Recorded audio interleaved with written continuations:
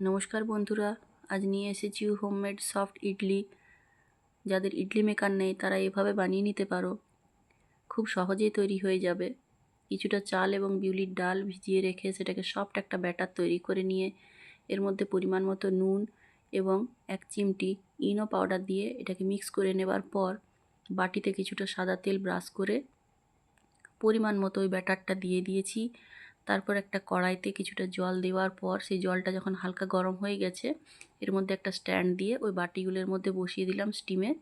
ওই ভাপের মধ্যে থেকে এগুলো ইডলিগুলো বেশ সুন্দরভাবে তৈরি হয়ে যাবে। তো দেখো এবার এটাকে ঢাকা দিয়ে বসিয়ে দিয়েছি।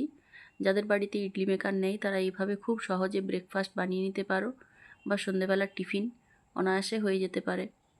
দেখো নামিয়ে নেবার পর হালকা একটু ঠান্ডা হয়ে গেছে, এরপর হাতে এইভাবে চেপে চেপে নিয়ে খুব সহজে এটা ছেড়ে চলে এসেছে। আর কিছুটা সাম্বর বানিয়েছিলাম, এর মধ্যে ডাল, বিভিন্ন ধরনের সবজি, টমেটো, পেঁয়াজ সমস্ত কিছু দিয়ে সেদ্ধ করে নিয়ে এটাকে কালো সর্ষে, কাঁচা লঙ্কা এবং যাদের কারি পাতা আছে কারি পাতা দিয়ে এটাকে ছোকা লাগিয়ে নিতে পারো। আর দেখো এটা ছোকা লাগিয়ে নিয়েছি।